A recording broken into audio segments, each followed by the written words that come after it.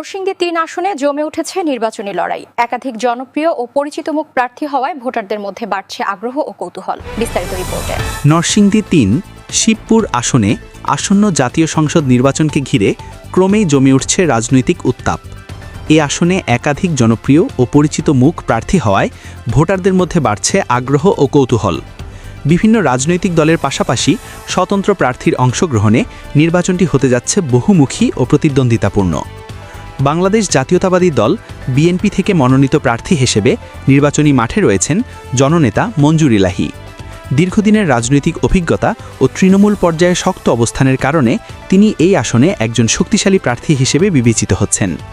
দলীয় নেতাকর্মীদের পাশাপাশি সাধারণ ভোটারদের মধ্যেও তার গ্রহণযোগ্যতা রয়েছে। অপরদিকে স্বতন্ত্র প্রার্থী হিসেবে নির্বাচনে অংশ নিচ্ছেন আরেক জনপ্রিয় মুখ আরিফুল ইসলাম রিধা। তাকে মান্নান ভূঁইয়া পরিষদ থেকে প্রতিনিধি করা হয়েছে। এলাকায় সামাজিক কর্মকাণ্ড ও ব্যক্তিগত যোগাযোগের কারণে তারও একটি উল্লেখযোগ্য সমর্থক গোষ্ঠী রয়েছে বলে জানা গেছে। এছাড়া বাংলাদেশ জামায়াতে ইসলামীর প্রার্থী হিসেবে মাঠে রয়েছেন মাওলানা মুস্তাফিজুর রহমান কাউসার। ধর্মীয় ও সামাজিক অঙ্গনে দীর্ঘদিনের সম্পৃক্ততার কারণে এ আসনে তার ব্যাপক পরিচিতি ও জনপ্রিয়তা রয়েছে। তার সমর্থকরা মনে করছেন সংগঠিত ভোট ব্যাংক তাকে ভালো অবস্থানে রাখবে। এই আসনের সবচেয়ে আলোচিত দিক হল সবচেয়ে তরুণ প্রার্থী হিসেবে বাংলাদেশ ইনসানিয়াত বিপ্লব থেকে মনোনীত জনাব মঈউদ্দিন রায়হানের অংশগ্রহণ।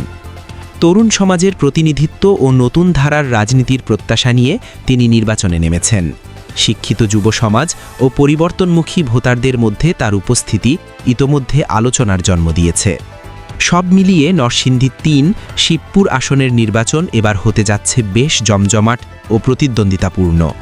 অভিজ্ঞ ও নবীন প্রার্থীদের সম্মিলনে ভোটারদের সিদ্ধান্তই এখন দেখার বিষয়, কার উপর আস্থা রাখেন শিবপুরবাসী।